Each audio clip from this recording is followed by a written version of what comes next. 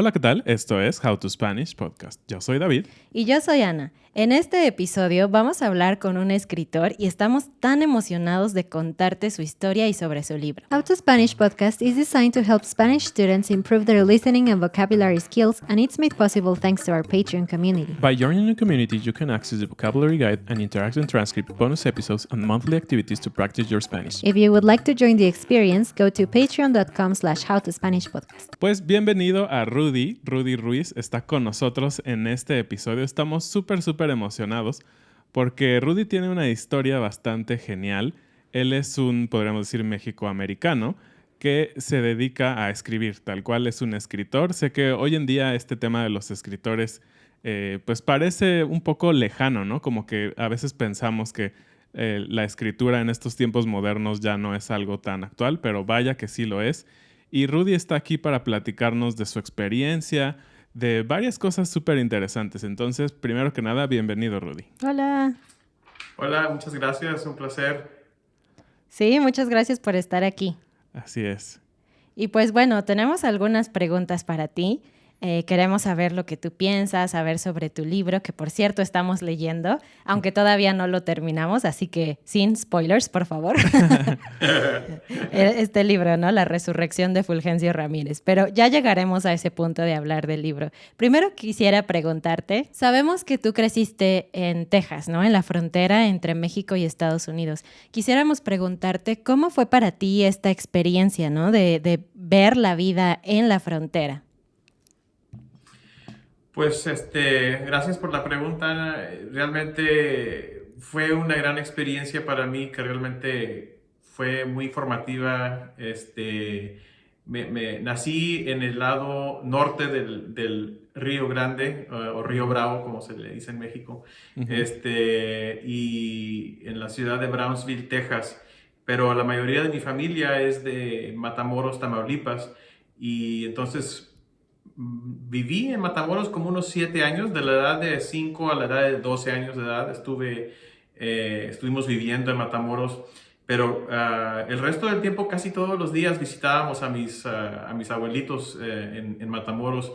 En aquellos días era bastante fácil poder cruzar la frontera, como en unos 5 minutos podíamos manejar de nuestra casa en Texas a la casa de mis abuelitos en Matamoros y estar con ellos. Entonces, fue una experiencia para mí, pues, muy positiva, porque tuve la oportunidad de vivir en ambos países, en ambas culturas, en aprender los dos idiomas y realmente apreciar todo lo que ofrecen, ¿verdad? Ambos, México y los Estados Unidos. Así es que para mí siempre ha sido una inspiración tratar de crear lazos y puentes culturales entre nuestros países, entre nuestra gente. Claro. Wow, súper interesante. Y sí sabíamos que eras, digamos, de la frontera, ¿no? Pero literalmente estabas 5 minutos, me parece excepcional, ¿no? Porque pues 5 minutos es lo que hacemos Ana y yo, a ir a la tienda. Sí. Y pensar que en 5 minutos podías cruzar de un país a otro, sin duda creo que tu experiencia es bastante única, ¿no? Hoy en día creo que el cruzar la frontera ya no es tan fácil, ¿no? Aún las personas que viven, no sé, en Tijuana, San Diego y todo esto, es mucho más difícil. Entonces creo que sin duda esta manera, tal vez, no sé, tú como niño viviste esta experiencia como casi es un mismo país, ¿no? Para ti era tan normal como viajar, me imagino, ¿no? Sí, muy normal, y definitivamente han cambiado mucho las cosas a través de los años, por lo de la seguridad y todo eso.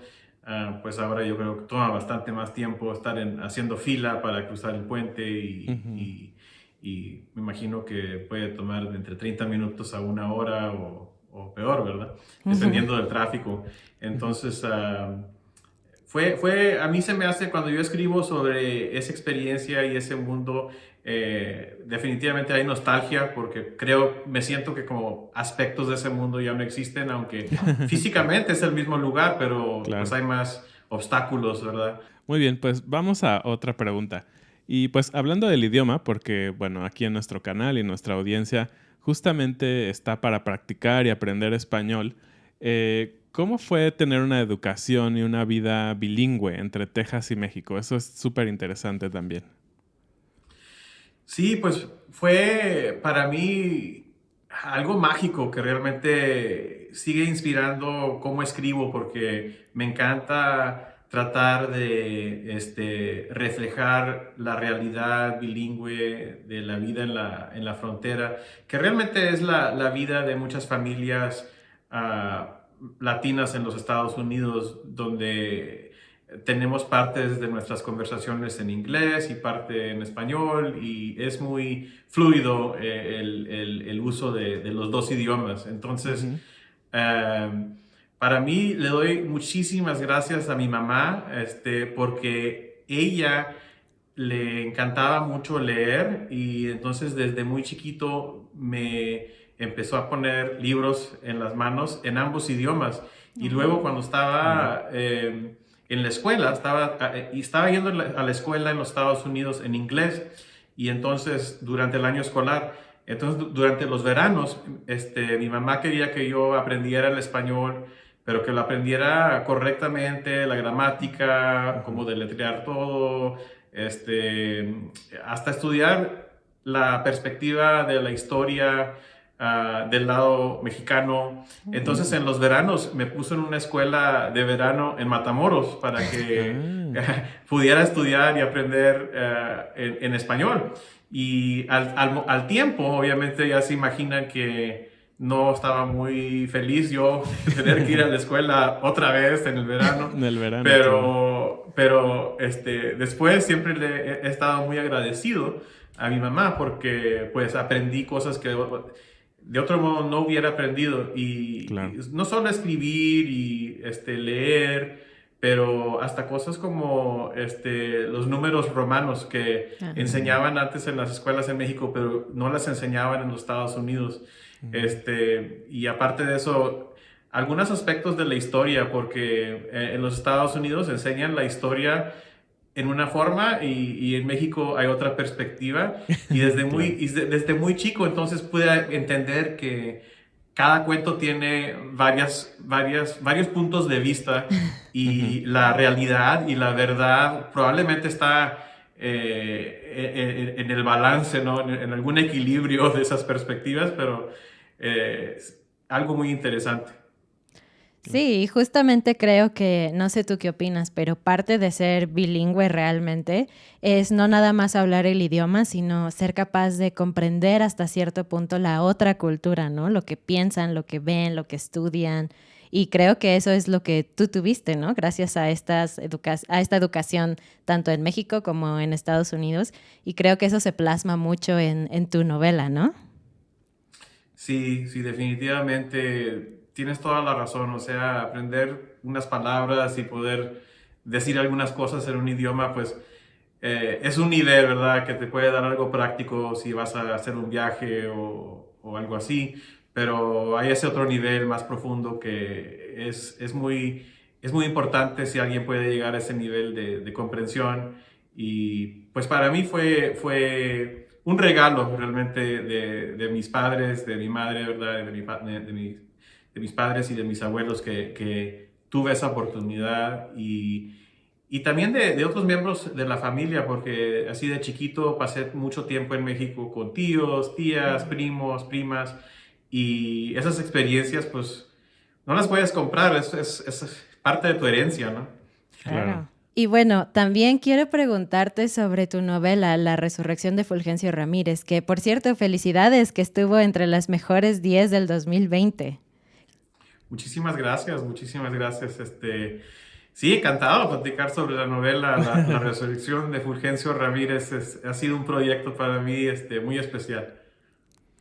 Muy bien. Primero que nada, pues para que la audiencia sepa, también está escrita en los dos idiomas. De entrada, esto creo que ya es bastante interesante, ¿no? Puedes encontrar la novela completamente en español y completamente en inglés.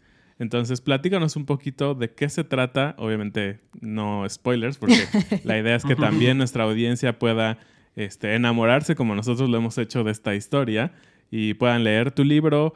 Obviamente lo recomendamos en español, pero si se lo quieres recomendar a alguien que no habla español, que vive en Estados Unidos o en otro país, pues claro, está la versión en inglés, ¿no? Platícanos un poquito sobre la historia. Sí, gracias. Pues es una historia muy, muy cultural y muy bicultural, muy fronteriza, y fue inspirada realmente por mi experiencia en la frontera, pero también la experiencia realmente de mi papá. Así que me iban criando mis padres. Mi papá me relataba muchos cuentos de su juventud, también en la frontera. Él fue el primero en su familia que nació del lado estadounidense. Entonces, su papá, por ejemplo, era de Aguascalientes y se vino durante la Revolución, fue huérfano de la Revolución.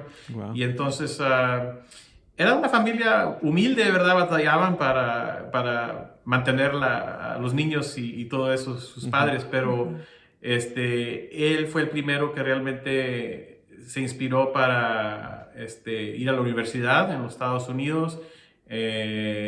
Y parte de lo que lo inspiró fue que de joven se enamoró con una muchacha que era la hija de uno de los farmacéuticos en la ciudad ahí en Brownsville, Texas.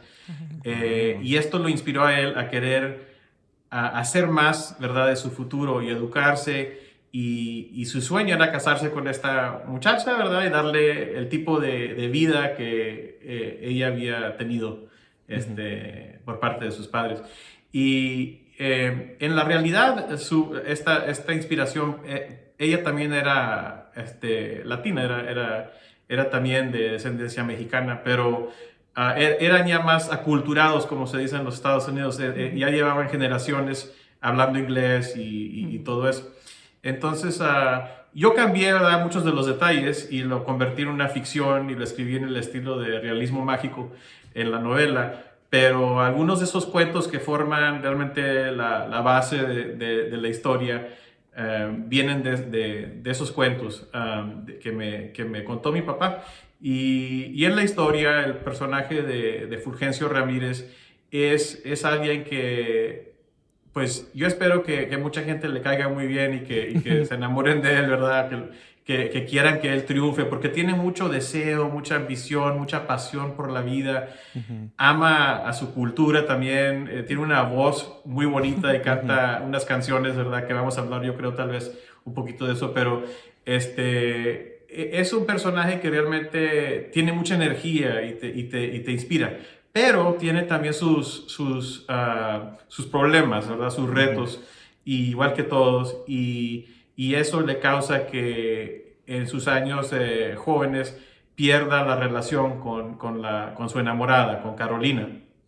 Y luego el resto del libro realmente te cuenta, ¿verdad?, qué pasó con ese amor, qué fue lo que los desrieló, y lo sigues mientras que él trata de volver a tener una segunda oportunidad con Carolina para realmente, como dice el título, hacer una resurrección de su vida en una etapa ya más después de sus años.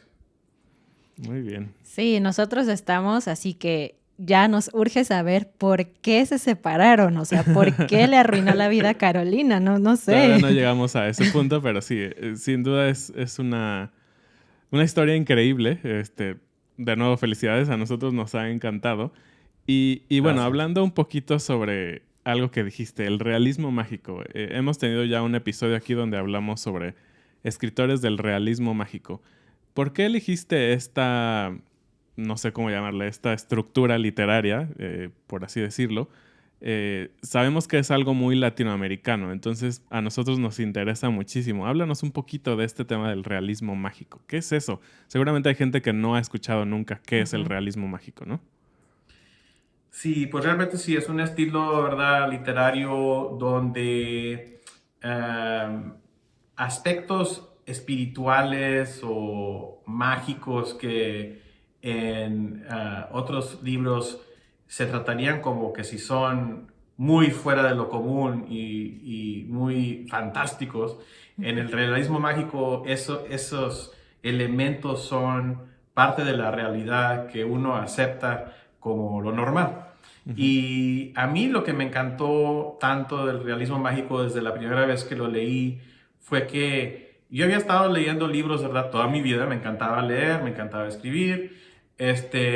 No fue hasta que fui a la universidad que empecé a leer autores como Gabriel García Márquez, Isabel Allende, Laura Esquivel, Carlos Fuentes, y fue como abrir los ojos una segunda vez, como que no sabía yo que podía conectar en una forma tan cultural y hasta espiritual con un libro o con un cuento. Porque había estado, como me eduqué en los Estados Unidos, había estado leyendo muchos libros que eran muy realísticos y pues trataban mucho con personajes que pues no tenían nada que ver con mi cultura, con donde yo me crié, ¿verdad? Con mis antepasados, nada de eso. Entonces, como dicen ustedes, el realismo mágico realmente tiene sus raíces en Latinoamérica y no puede uno leer lo mejor del realismo mágico sin tomar un viaje mental a México o a Colombia o a alguno de estos lugares, ¿verdad? Claro. Chile. Entonces, a mí me encantó cuando lo leí y parte de la razón yo creo que es que en nuestra cultura apreciamos mucho, yo creo en general, lo espiritual y nos sentimos muy conectados con nuestros antepasados, con nuestros padres cuando ya no están aquí físicamente, con nuestros abuelos. Aprendimos tanto de ellos y apreciamos eso tanto que para mí, aunque algunos de ellos ya no estén aquí conmigo, ¿verdad? Físicamente, cuando yo voy por mi vida así cotidiana, como que oigo sus voces en mi mente, ¿verdad? Diciéndome, oye, no hagas eso, mijo, ¿verdad? O, oye, no, por aquí no, vete por acá. O otro ejemplo es mi abuelo, le encantaban los dichos y siempre estaba repitiendo estos dichos. Entonces, como por ejemplo, tienes los ojos más grandes que la boca, o, ¿verdad? Cosas así, distintos dichos y que son consejos y todavía hoy los oigo y los repito a mis hijos. Entonces, para mí, como que ellos están presentes, como esos espíritus y sus enseñanzas están muy presentes en mi mundo. Ahora, en el mundo del realismo mágico, los puedo hacer presentes físicamente también. Entonces, cuando leemos la historia de Fulgencio, vemos que muchos de sus mejores amigos y familiares que lo acompañan en su vida, lo siguen acompañando hasta después de que ellos hayan muerto. Y no es que Fulgencio esté loco, es que así es el realismo mágico, ¿verdad? Y sin ellos, sin su cariño y su devoción, él no podría llegar a sus metas. Y yo creo que así es la vida, realmente, en ciertas formas. Entonces, por eso me encanta tanto ese estilo de escribir. Wow, genial. Es una gran explicación. Y sí, como latinos, totalmente nos conectamos con eso que acabas de decir. Claro. Y creo que es algo increíble, ¿no? Es algo increíble de la escritura, en este caso, que puedes llevar un poco más de la cultura, no solo en el idioma, como hablábamos hace un momento, sino en estos detalles de que nos encanta recordar a nuestros antepasados, sus enseñanzas, como gran, no sé, apreciación que hay por la familia, ¿no? Y no solo tu familia nuclear, como tu papá, tu mamá y tus hermanos, sino como tus abuelos, tus tíos, el tío del tío que te enteraste que pasó algo. Todo eso se queda como en nuestra cultura y creo que compartir eso con otras culturas es bastante genial. Sí. Gracias. Y otra cosa que me encanta es que, por ejemplo, también en la misma manera la historia y eventos históricos o dinámicas históricas, ya sean personales dentro de una familia, cosas que pasan en la familia generaciones atrás, o puede ser historia, ¿verdad? Política, cosas que han pasado, como por ejemplo cuando el Río Grande se hizo la frontera entre los dos países. Son eventos que tienen mucho impacto y que el impacto se sigue sintiendo años después o en ciertos casos siglos después, ¿verdad? Claro. Entonces, a mí lo que me gusta también del realismo mágico es que ese estilo es muy común, que como que borras la división, las fronteras. Borras las fronteras del pasado y el presente y el futuro. Borras las fronteras de las culturas, de los idiomas. Y bueno, a nosotros nos gusta la música y nos gusta cantar. De hecho, nuestra pobre audiencia ha tenido que vernos cantar para ellos a veces en Navidad y así. Pero algo que nos llamó mucho la atención de este libro es que cuando tú lo abres prácticamente al inicio, viene una lista de reproducción sugerida para que uno escuche las canciones que canta Fulgencio durante el libro, ¿no? ¿Cómo elegiste estas canciones? Porque pues son muy mexicanas, ¿no? Son muy conocidas. Sí, pues sabes que, como les mencioné, que el personaje de Fulgencio fue inspirado por mi propio padre, a quien le dediqué el libro, a Rodolfo Ruiz Cisneros. Mi papá era una persona así como igual que Fulgencio, con una gran personalidad. Él falleció en el 2015 y es más, después de eso fue cuando me volví a meter a editar y hacerle cambios al libro y eventualmente, ¿verdad? Fue publicado. Pero igual que Fulgencio, mi papá tenía una voz muy, muy hermosa. O sea, como cuando piensas de aquellos grandes mariachis como Pedro Infante o Jorge Negrete o Javier Solís, tenía ese tipo de voz. Yo creo que podía haber sido cantante profesional, pero no fue el camino que escogió. Pero siempre le encantó cantar y la música. Entonces, aunque mi papá fue farmacéutico, igual que Fulgencio, podía uno entrar a su farmacia, a su botica, como le llamaba él, y no sorprenderse uno si había un trío sentado ahí en el lobby de la farmacia, tocando canciones como Sin Ti o Cuatro Vidas o Veracruz, y mi papá cantando detrás del mostrador de la farmacia, ¿verdad? Mientras que los clientes estaban recogiendo sus medicinas y aplaudiendo al mismo tiempo. ¡Wow! ¡Qué experiencia! Entonces, sí, una experiencia muy bonita y a él le gustaba decir que su farmacia era un rinconcito de México en el Valle del Río Grande. Era su dicho de él sobre su farmacia. Y entonces, esas canciones yo me crié escuchándolas desde pues recién nacido. Entonces para mí cuando él cantaba inmediatamente me llegaba la emoción, una sonrisa muy, muy como de instinto, y estas eran las canciones que a él le gustaban más. Entonces yo cuando primero empecé a escribir el libro, mi papá todavía vivía. Entonces yo hablé con él sobre la letra de las canciones y todo eso para estar seguro que estuviera captando todo bien. Y mi plan y mi sueño era ver si podía llevarlo a él a un estudio para grabar las canciones, que él las cantara para el libro. Pero desafortunadamente no sucedió y tú sabes cómo son las cosas en la vida. Y a veces piensas, pues mañana, ¿verdad? O el año que entra, pero pues la vida sigue moviendo.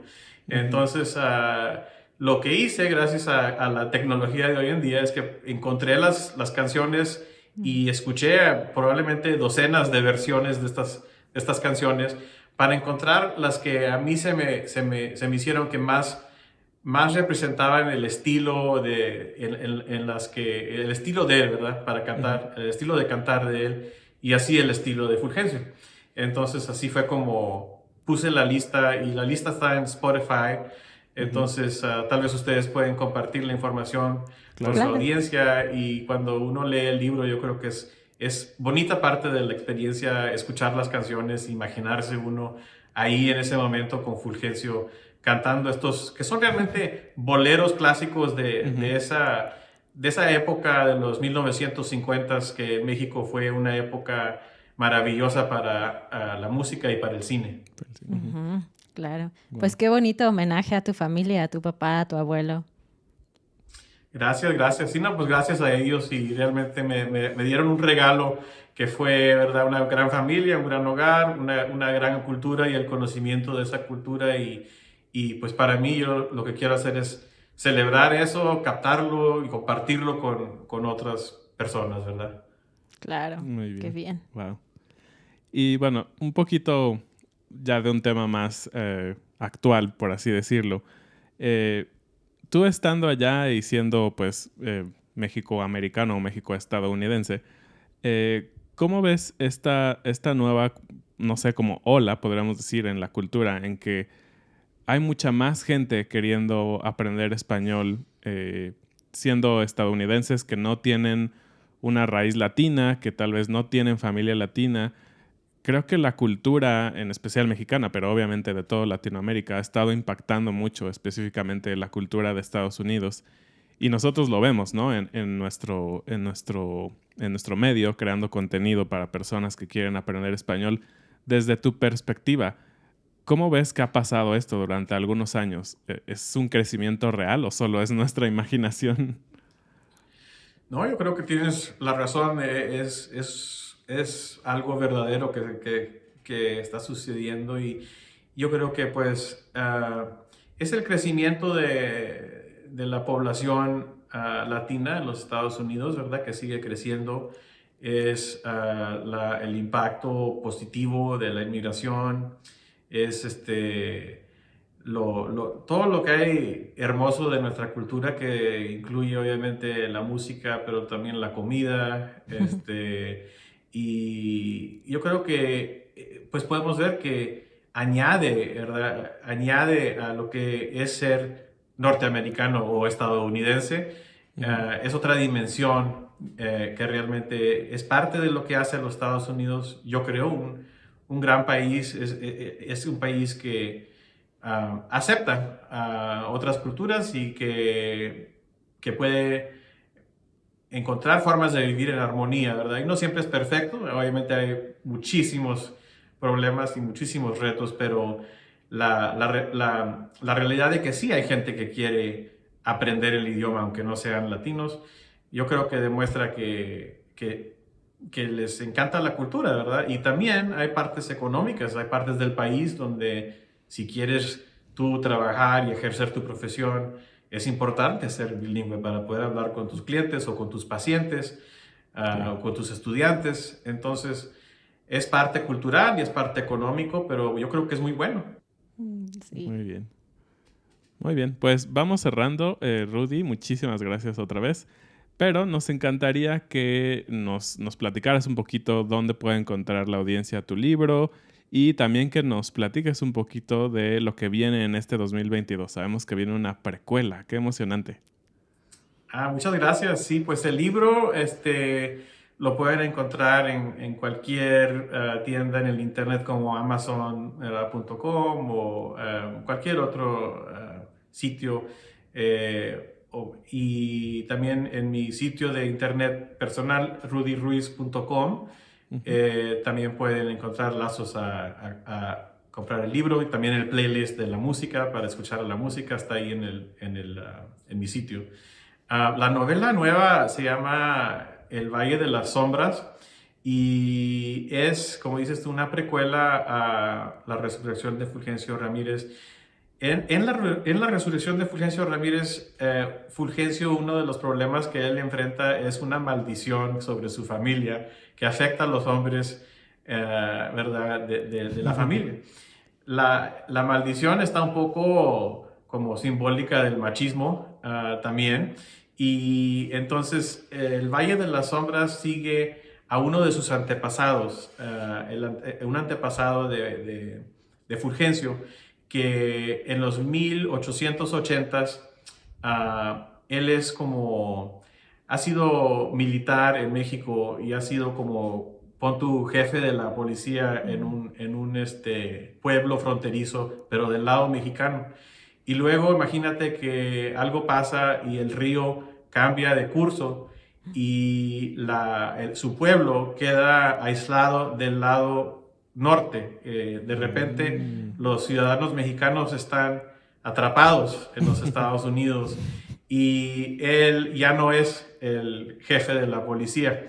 Entonces este personaje está viviendo una vida muy solitaria, como que su vida ya terminó, y de repente pasan ciertas cosas en la región y en el pueblo que hacen que los ciudadanos anglosajones que han tomado control vienen a él a pedirle ayuda a resolver un misterio y detener unos crímenes que están sucediendo. Y también hay todo el aspecto del realismo mágico, misterio, y un poco el estilo western de los cuentos del oeste de aquellos años. Entonces, hay trajes de charro, hay caballos, hay guitarras, o sea, algo parecido a Fulgencio, pero en otra época. En otra dimensión y todo. ¡Wow! Sí. ¡Qué bien! Padre. Pues sí, ya quiero que llegue esa precuela también. Pues muchas gracias. Espero tal vez tener la oportunidad de platicar con ustedes de nuevo en el futuro, y ya que salga el libro. Y estoy muy agradecido por la invitación a pasar unos minutos con ustedes y platicar no solo el libro, pero siempre es muy emocionante para mí hablar de la cultura y tener la oportunidad de hablar en español con alguien sobre el libro, porque estando en los Estados Unidos la mayoría del tiempo es en inglés, entonces es un placer. No, pues el placer es todo nuestro, de verdad, muchas gracias. Y para nuestra audiencia, todos los enlaces para el libro, para la página de Rudy, van a estar abajo en la descripción del video o en las notas del episodio. Entonces ya saben, no se lo pueden perder. Por favor, vayan y visiten este sitio web, escuchen la música, todo lo que ya hablamos, porque estamos seguros que les va a encantar.